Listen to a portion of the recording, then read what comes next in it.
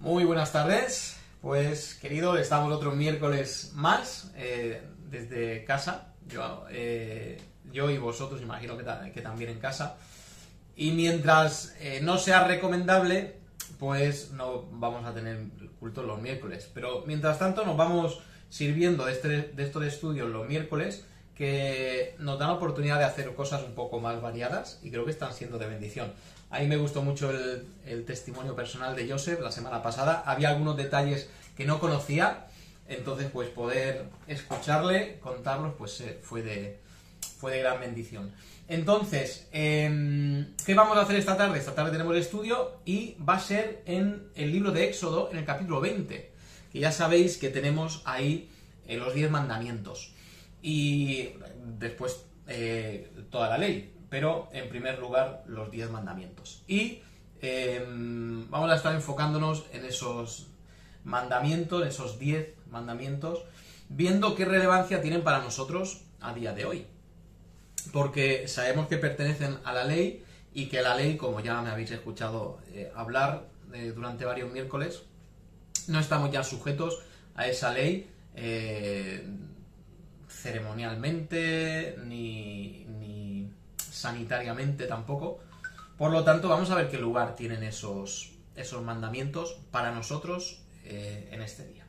Dejadme que comience orando o continúe orando y después entramos de lleno en ese decálogo. Oremos. Gracias, nuestro Dios, nuestro Padre. Bendito como eres, bueno como eres, nos has dado tu palabra, en la cual estudiamos, en la cual meditamos, la cual nos llena de bendición el leerla, el estudiarla, el encontrar esas maravillas. Señor, enséñanos cada día a valorar y apreciar más esas escrituras, que no sea algo pesado el sentarnos a meditarlas o el sentarnos a estudiarlas o leerlas, sino que sea algo que valoremos por ser precioso, porque es el momento en que nos hablas, que busquemos tu presencia, Señor, cada día, que busquemos tu palabra, que busquemos alabarte, agradecerte. Y, Señor, ahora que vamos a abrir tu palabra para exponerla, que sea de bendición, de edificación, para mí, para los hermanos que están escuchando. Ese es el final de cada estudio, de cada predicación, de cada vez que abrimos tu preciosa palabra, que nos ayude a andar de una forma correcta y buena delante de ti. Gracias en el nombre de Cristo. Amén. Pues vamos a Éxodo 20 entonces. Y voy a leer los 10 mandamientos del tirón, ¿de acuerdo? De todo seguido, que van del 1 al 17, y luego vamos a empezar a una pequeña introducción sobre los 10 mandamientos y luego entramos a hablar un poquito de cada uno de ellos. Dice así, Éxodo 20, versículo 1. Y habló Dios todas estas palabras, diciendo: Yo soy Jehová tu Dios, que te saqué de la tierra de Egipto, de casa de servidumbre. No tendrás dioses ajenos delante de mí, no te harás imagen ni ninguna semejanza de lo que esté arriba en el cielo, ni abajo en la tierra, ni en las aguas debajo de la tierra. No te inclinarás a ellas, ni las honrarás, porque yo soy Jehová tu Dios, fuerte, celoso, que visito la maldad de los padres sobre los hijos hasta la tercera y cuarta generación de los que me aborrecen. Y hago misericordia a millares, a los que me aman y guardan mis mandamientos. No tomarás el nombre de Jehová tu Dios en vano, porque no dará por inocente Jehová al que tomare su nombre en vano. Acuérdate del día de reposo para santificarlo. 6 días trabajarás y harás toda tu obra, mas el séptimo día es reposo para Jehová tu Dios. No hagas en él obra alguna. Tú, ni tu hijo, ni tu hija, ni tu siervo, ni tu criada, ni tu bestia, ni tu extranjero que está dentro de tus puertas. Porque en 6 días hizo Jehová los cielos y la tierra, el mar y todas las cosas que en ellos hay, y reposó en el séptimo día. Por tanto Jehová bendijo el día de reposo y lo santificó. Honra a tu padre y a tu madre para que tus días se alarguen en la tierra que Jehová tu Dios te da. No matarás, no cometerás adulterio, no hurtarás, no hablarás contra tu prójimo falso testimonio. Y finalmente, no codiciarás la casa de tu prójimo, no codiciarás la mujer de tu prójimo, ni su siervo, ni su criada, ni su buey, ni su asno, ni cosa alguna de tu prójimo. Esos son los 10 mandamientos, y para introducir la enseñanza de los 10 mandamientos tenemos que aclarar una cosa. A Moisés se le dieron muchas normas, se le dio la ley, que la ley era muy amplia. Pero estos 10 mandamientos eran un poquito distintos porque estaban aparte de la ley. Podríamos decir que era un resumen de la ley, esos 10 mandamientos. Y como buen resumen, tiene que tener el espíritu de todo lo que se quiere comunicar. Tiene que tener la idea general de lo que tú quieres comunicar. Cuando tú haces un resumen de algo, haces un resumen de un libro, coges las partes más importantes y que pueden casi describir todo el libro. Y la Biblia, la ley, los 10 mandamientos, están haciendo algo parecido a esto. Es también interesante ver que hay una parte que es los 4 primeros mandamientos tienen que ver con el hombre y Dios, y los otros 6 tienen que ver con el hombre dentro de la sociedad, con el hombre con otros hombres. Va en ese sentido, hacia arriba, hacia Dios, y después a los 6 últimos con los hombres. Y fijaos que de los mandamientos que se da, todos son... si tú los cumplieras todos, lo voy a decir así, si tú los cumplieras todos, serías legalmente correcto. Matar está mal en todas las culturas y en todas las culturas está penalizado, ¿no? Robar también. Si tú cumples estos 10 mandamientos, yo creo que en casi cualquier cultura que vivirías dentro de la legalidad y nadie podría decirte nada. Porque son reconocidas generalmente estos principios como principios buenos. Si tú los sigues, estos principios, los sigues no delante de la ley, sino también en la sociedad.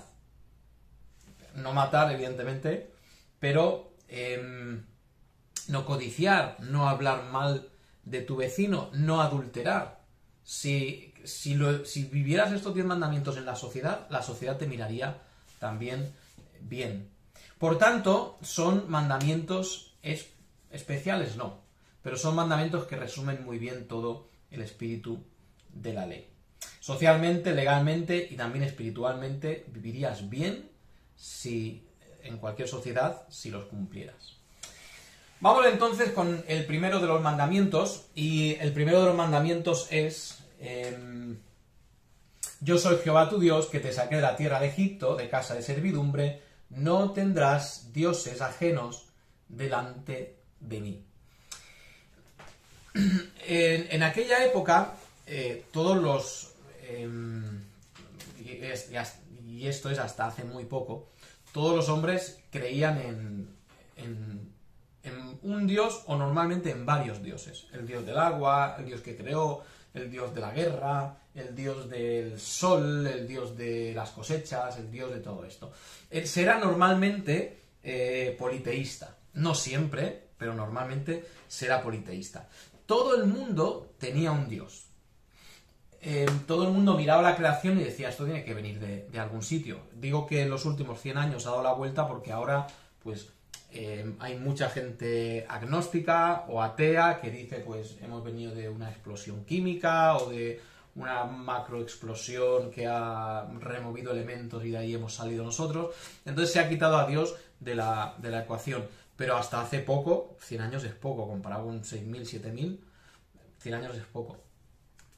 Todo el mundo tenía un Dios. Y a ese Dios normalmente se le sacrificaba, se le obedecía. Ese Dios tendría ciertas normas que habría que cumplir. Por tanto, Dios, en su celo, Él dice, yo soy el único.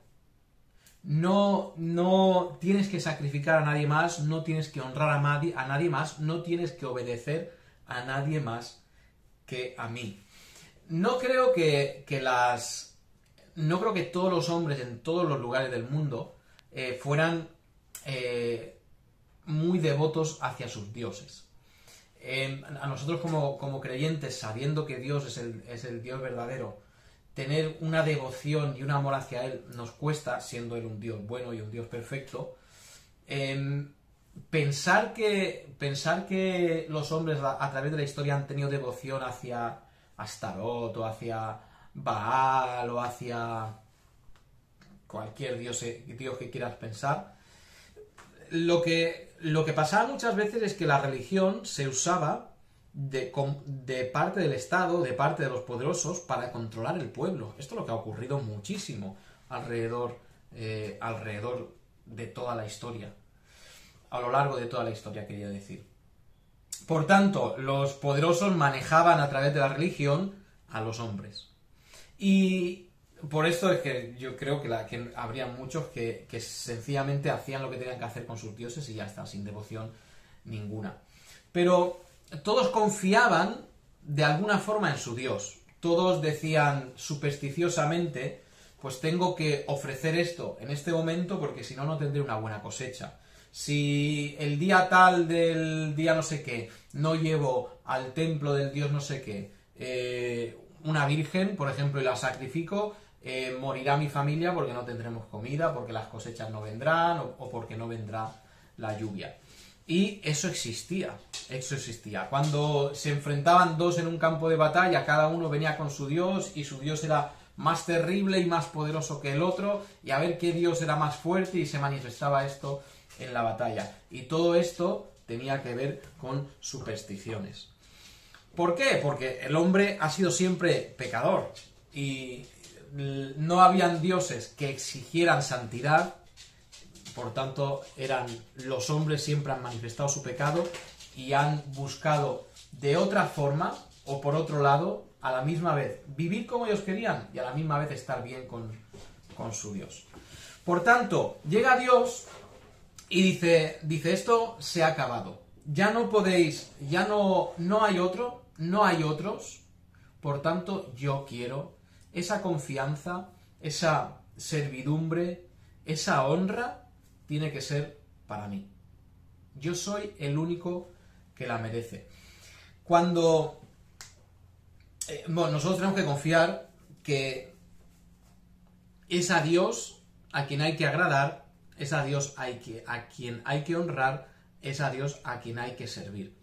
Cuando nosotros decimos que hablamos de tener ídolos, y decimos, pues tu coche puede ser tu ídolo, una persona puede ser tu ídolo, el ocio puede ser tu ídolo, la comida puede ser tu ídolo. Realmente lo que está ocurriendo es que tu ídolo eres tú mismo. A quien agradas, tú comes, si tu ídolo es comer, tú comes porque comer te agrada. Si no te agradara, no sería tu Dios. Tu Dios es tu coche porque te agrada. En el momento que ese coche no te agrade, ya no será tu Dios y será otro coche o será cualquier otra cosa. Entonces realmente a quien nosotros servimos y agradamos y honramos es a nosotros mismos. Y Dios dice, no, yo quiero ser esa persona a la cual tú honras por encima de ti mismo, sirves por encima de ti mismo y obedeces por encima de ti mismo. Y por supuesto eso es actualísimo, porque nosotros, al igual que esos hombres hace tantos años, querían sus cosas, querían obedecerse, honrarse a ellos antes que a Dios, a nosotros nos pasa igual. Hacer lo que yo quiero me convierte en mi propio Dios. Hacer lo que yo quiero cuando yo quiero me convierte en mi propio Dios. Por eso Dios decía, el hombre, lo dice aquí, no tendrás ninguna clase de Dios delante de mí. Yo soy el único. Cuando nosotros robamos el lugar de Dios y en vez de poner a Dios nos ponemos a nosotros, estamos siendo idólatras, estamos teniendo un Dios que somos nosotros. Por cierto, esto es la obra de Satanás, ¿no? Satanás, en vez de mirar, de agradar a Dios, él quiso lo que Dios tenía y quiso arrebatarlo y robarlo y ponerse en el lugar de Dios. Y ese es el mismo pecado que Satanás. Por tanto, solo podemos honrar, servir, obedecer al Dios de la Biblia, a nuestro Dios. Y esa es una batalla continua que tenemos todos.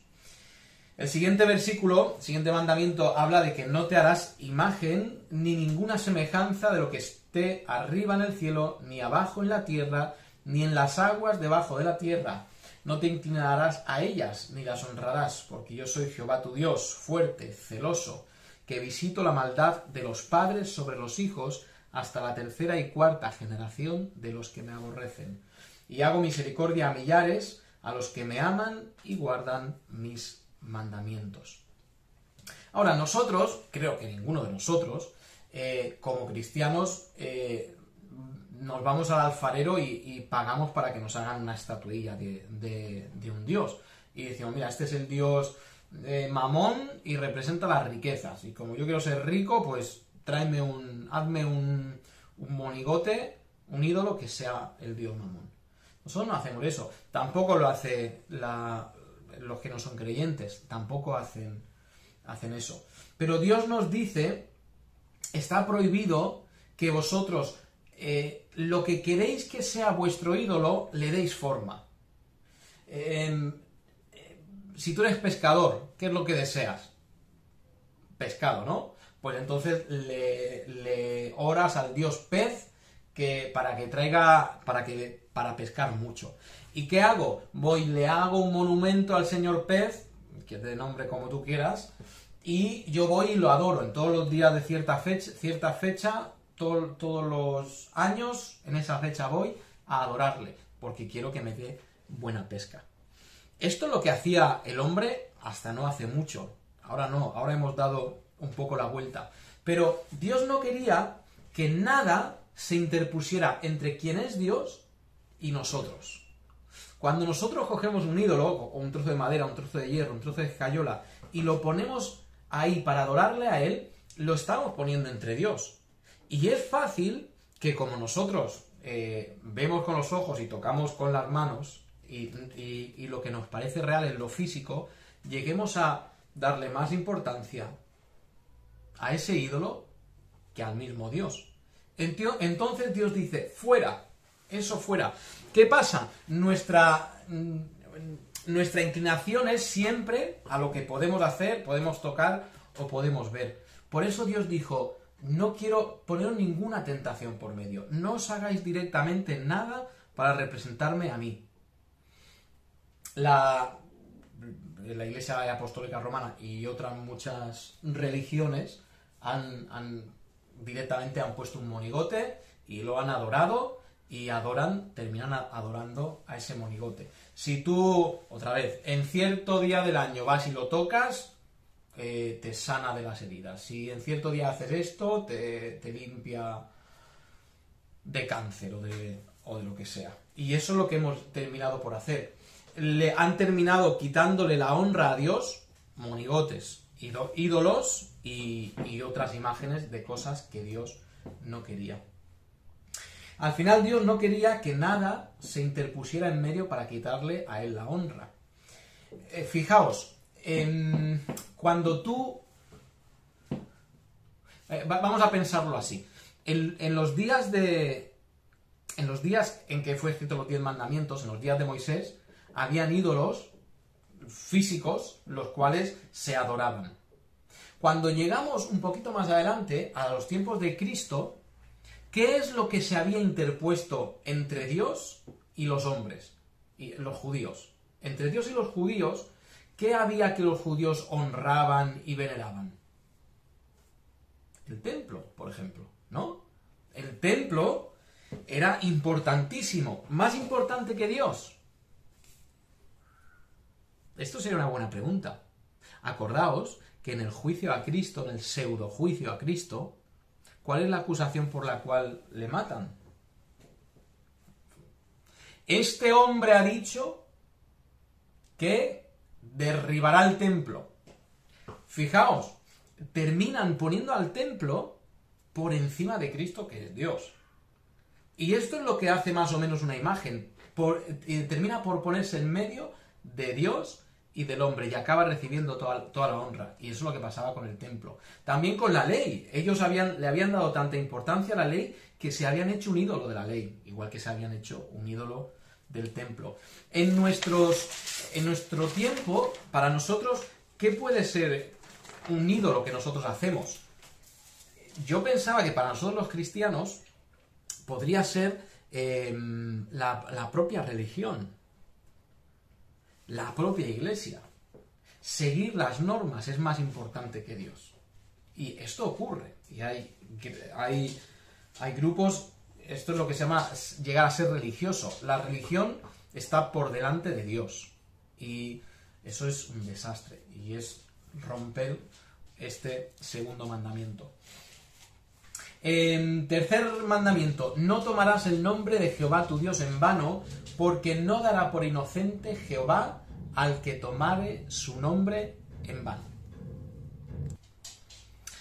No dará por inocente al que tomare su nombre en vano.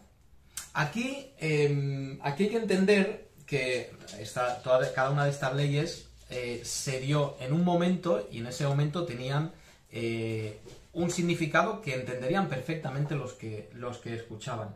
Aquellos días, el nombre de alguien tenía mucha relación con quién era esa persona, ¿verdad? Hoy en día no ocurre esa relación tan fuerte, pero entonces sí. Y eso lo sabéis porque lo hemos dicho un montón de veces en la iglesia.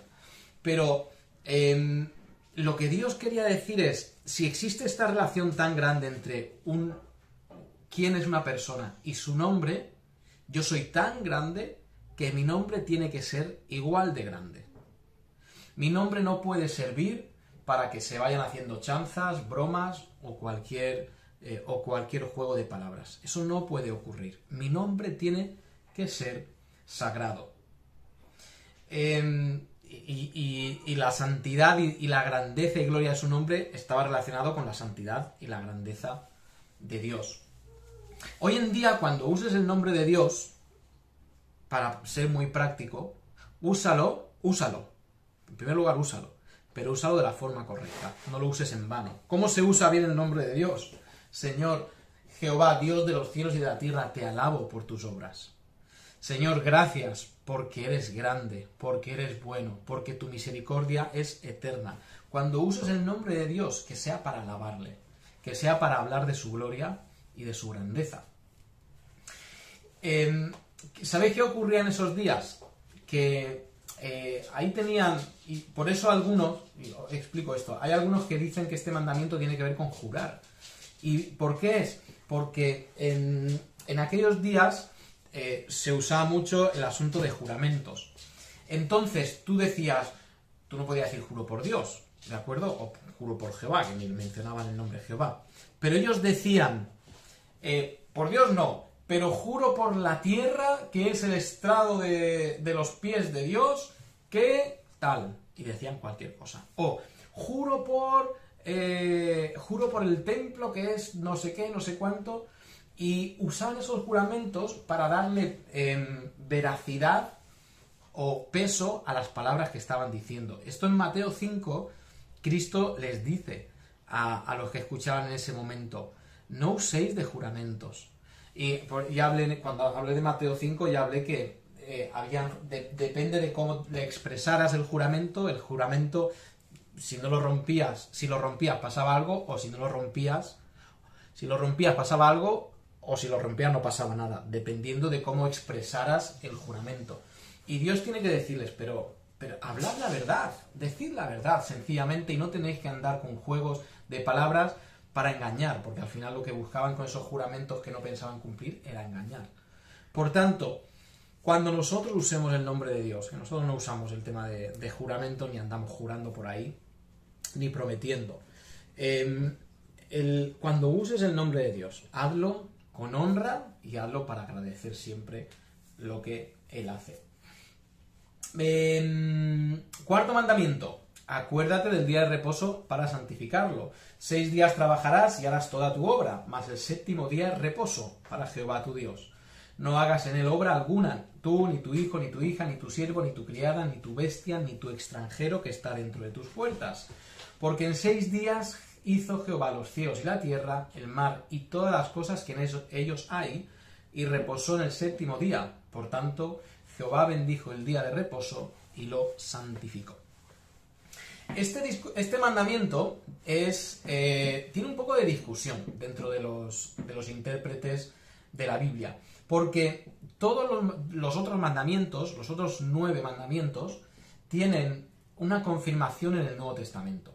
O Cristo o alguno de los apóstoles dicen en algún momento, o como dice la ley, haz esto, o dan esa misma enseñanza. Pero nunca pasa con el día de reposo. Es más, en Colosenses 2:16 tenemos un texto que yo he leído hace poco hablando de la ley. Pero en Colosenses 2:16 nos dice: por tanto, nadie os juzgue en comida o en bebida, o en cuanto a días de fiesta, luna nueva o días de reposo.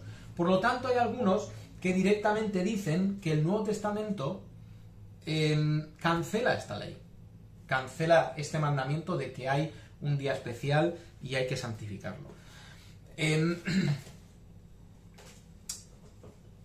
Siguiendo el espíritu de la ley, yo creo que cuando en Colosenses Pablo está hablando, por supuesto está hablando de la libertad de decidir qué días quieres o qué días no quieres, que existe esa libertad en Cristo.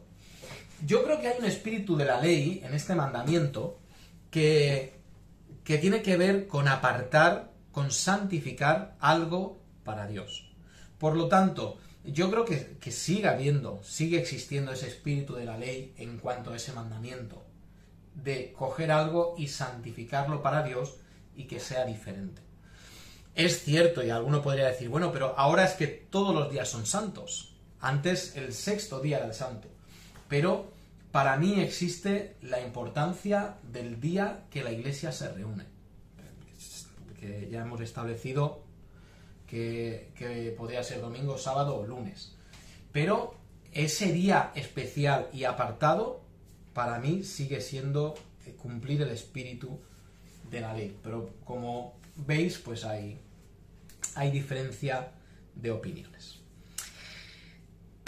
Versículo 5. Yo animo, por supuesto, yo animo como pastor a que el domingo, que es el día que se reúne la iglesia, sea un día especial, un día para ir a la iglesia, un día donde todo lo que haces gira en torno a ir a la iglesia, a congregarte.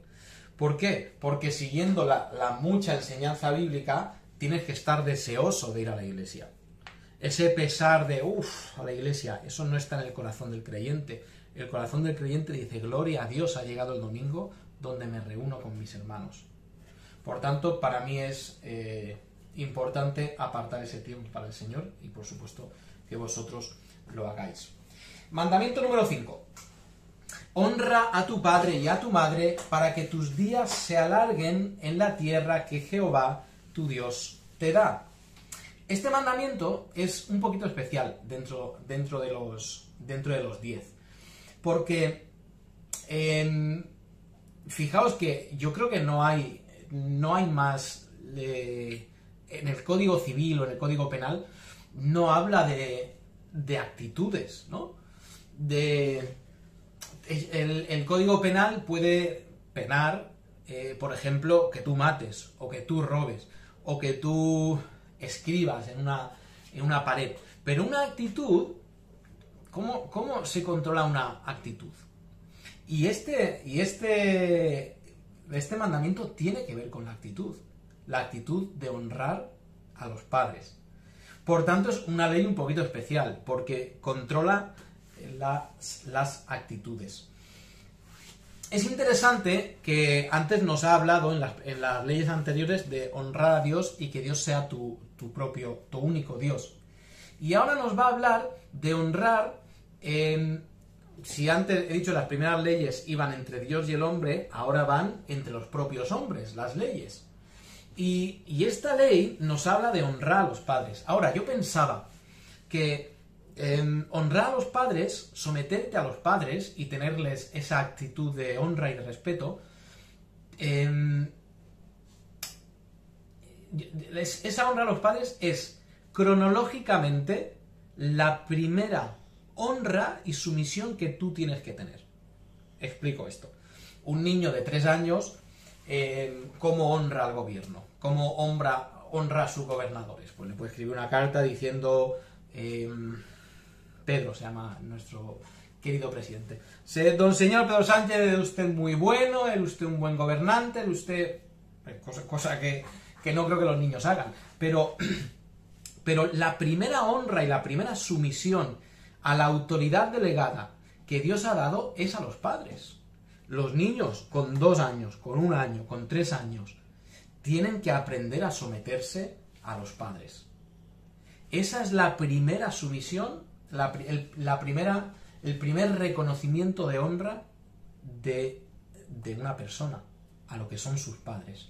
Después vienen más, vienen las autoridades, vienen los profesores, vienen los líderes de la iglesia y todo esto. Pero esa honra es la primera. Por tanto, nosotros tenemos que aprender a honrar a nuestros padres y a nuestras madres. Esto no significa que estemos de acuerdo con todo lo que dicen, pero significa que les honremos. Que reconozcamos que la autoridad que ellos tienen no la han robado ni les ha tocado en una tómbola, sino que Dios se las ha dado, se la ha dado esa autoridad. Por lo tanto, cuando obedecemos a nuestros padres, estamos obedeciendo y estamos honrando a Dios. Dice el versículo, para que tus días, honra a tu padre y a tu madre, para que tus días se alarguen en la tierra que Jehová tu Dios te da. Y esto tiene su gracia, porque sabéis que la ley decía que si un hijo era muy contumaz, si un hijo era muy cabezón, si un hijo no honraba a sus padres, si un hijo no obedecía a sus padres, los padres lo podían llevar delante de los ancianos de la congregación y apedrear, creo que era apedrear, sí, o matarlo al niño. Por tanto, si tú no honrabas a tu padre y a tu madre, ibas a vivir poco porque te iban a llevar al apedreo. Por tanto, se cumplía perfectamente esta promesa. Pero también es cierto que aprender a honrar autoridades te va a traer una vida tranquila. Si tú deshonras a tus autoridades, hablas con deshonor de tus autoridades, puedes meterte en problemas. Y tristemente ocurre y tristemente lo vemos. Como gente habla de una forma que no debe de sus autoridades y la ley entra y hace lo que tiene que hacer. Pero aprender a honrar a tus padres te ayudará a después aprender a honrar a otras autoridades que haya sobre ti. Aquí, padres y madres, es nuestro trabajo enseñar a nuestros hijos. Versículo 6, mandamiento número 6 es no matarás. Esto yo diría que está penado en todos los códigos civiles, en todas las constituciones del mundo. No puedes matar, no puedes quitar la vida de otra persona. Esto está clarísimo, ¿no? Cristo en Mateo 5 fue un poco más lejos y nos dijo que el mismo deseo de el mal a otro es pecado.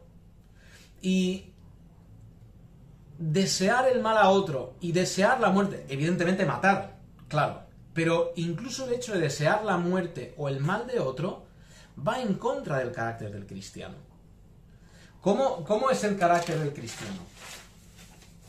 El carácter del cristiano jamás desea que nadie muera.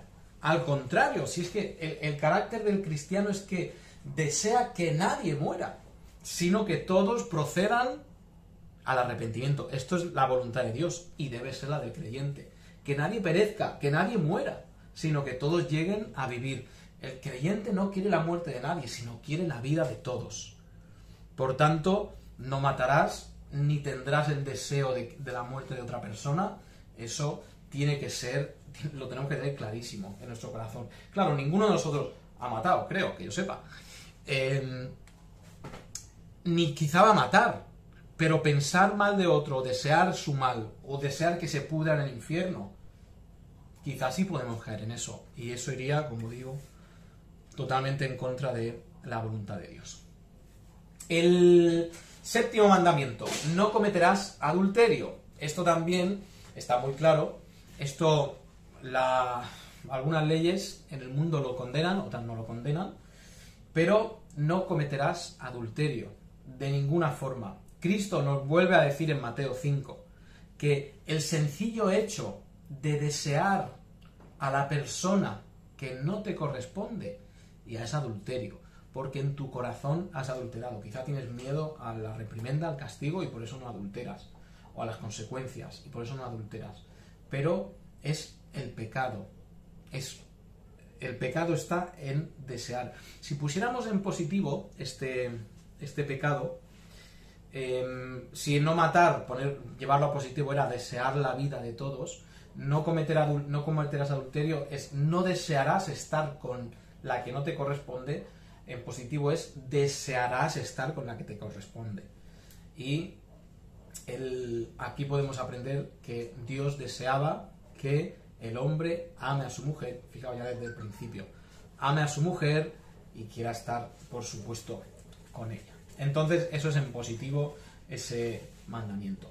El 8, mandamiento número 8, no hurtarás, no robarás. Y aquí tampoco hay mucho que decir. Robar es un delito y el creyente lo que desea no es robar a nadie, sino dar. Más bienaventurado es dar que recibir, nos dijo Cristo.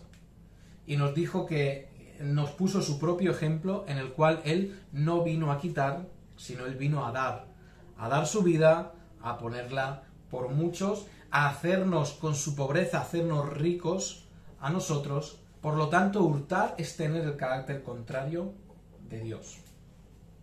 Queda muy claro, ¿no? Mandamiento número 9. No hablarás contra tu prójimo falso testimonio. Ese mandamiento tenía en ese día mucha relevancia, porque en el tema de juicios y cosas así, cuando se cometía un delito o cuando alguien acusaba a otra persona, no venía la policía con sus luces de ultravioleta y con sus pruebas de ADN y con sus pruebas volumétricas y todo eso, y decía así: ha muerto de un disparo, la bala iba a 30 km por hora y le ha entrado por la derecha, ha salido por la izquierda. Eso es de ahora, y también de las películas. Pero en aquellos días tú tenías el poder sobre la vida de una persona, con tu palabra, con tu boca. Porque si en un juicio tú decías, tenían que juntarse dos personas. Si dos personas decían, ha pasado esto, se tomaba como cierto. O sea, si dos personas se confabulaban en el juicio de Cristo pasó, para decir, mira, ha dicho o ha hecho esto, esa persona moría. Por lo tanto, tenían en su boca la capacidad de dar la vida o dar la muerte. Por eso, Cristo dice aquí, no, Dios dice a su pueblo a través de esas tablas: no hablarás contra tu prójimo mentira, ni dirás mentira sobre él para perjudicarle, que por eso se dice falso testimonio, ¿no?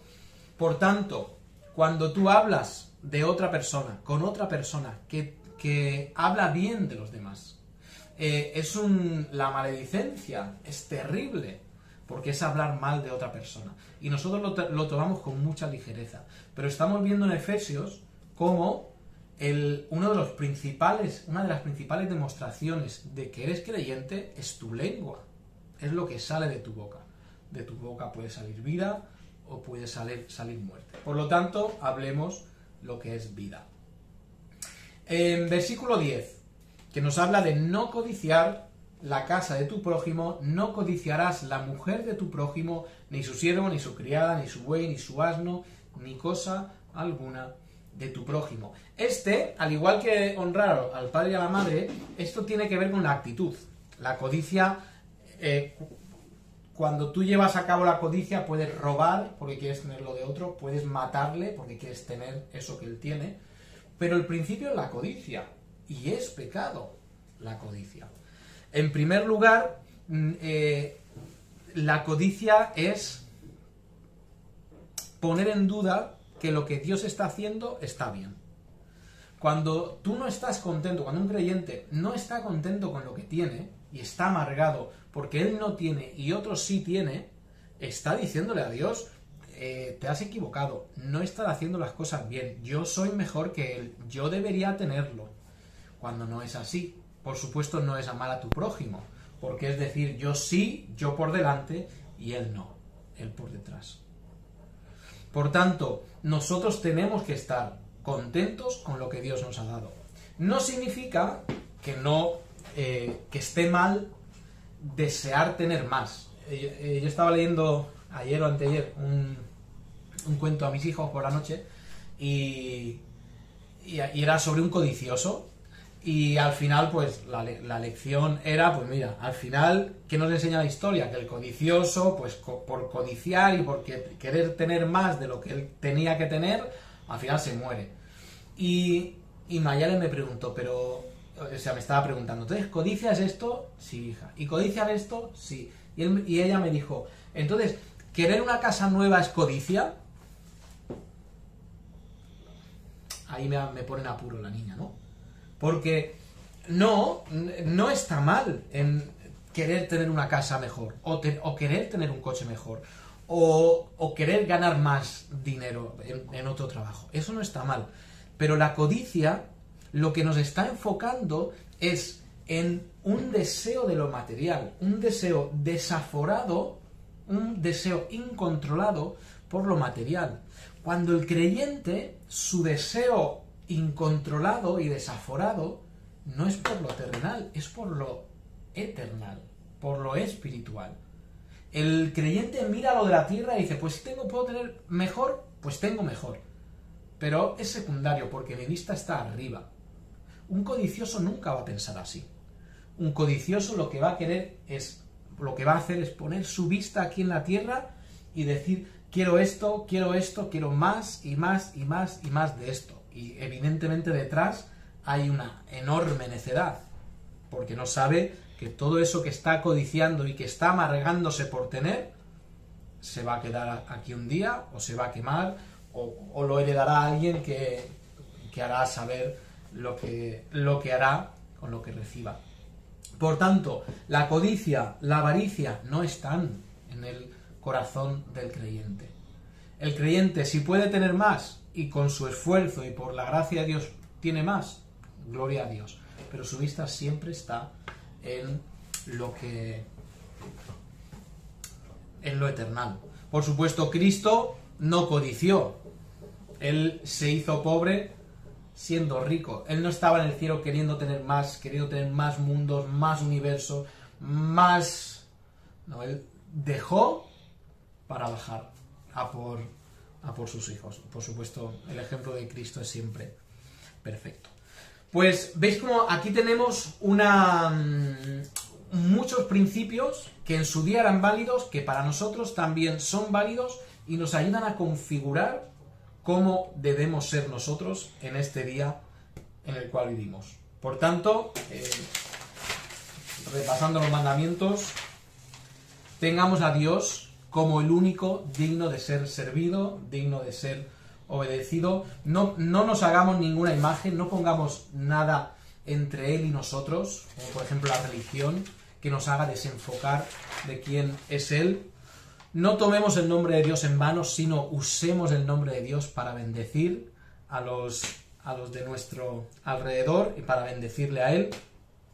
El día de reposo, yo digo, separa ese tiempo especial. La Iglesia, enséñaselo a tus hijos. Ahora que estamos en este tiempo de pandemia y hay gente que no puede venir todo lo que quisiera venir o no puede venir directamente, mucho cuidado que tus hijos en un tiempo no se desacostumbren de la Iglesia y cuando se pueda volver ya no tengan ningún interés en volver a la Iglesia. Por lo tanto, santifica ese tiempo para Dios. Honra a tu padre y a tu madre, honra a esas autoridades que en primer término Dios ha puesto sobre ti. No mates, sino busca la vida de tu prójimo. No cometas adulterio, sino ama, aprecia la persona que Dios sí te ha dado. No hurtarás, no robes, sino da, sé generoso, comparte con los demás. No hablarás contra tu prójimo falso testimonio, sino que hablarás bien de él, buscarás siempre su bien. Y en último lugar, no codicies, sino comparte también. Y estate contento y satisfecho con lo que Dios te ha dado en este momento. Hasta aquí este capítulo sobre los 10 mandamientos. Yo espero que hayan sido de bendición y de enseñanza, y también para que miremos en nuestro corazón si hay algún indicio, alguna traza de cualquiera de estos pecados. Lo dejo aquí, que el Señor os bendiga y Dios mediante nos vemos el domingo. Bendiciones.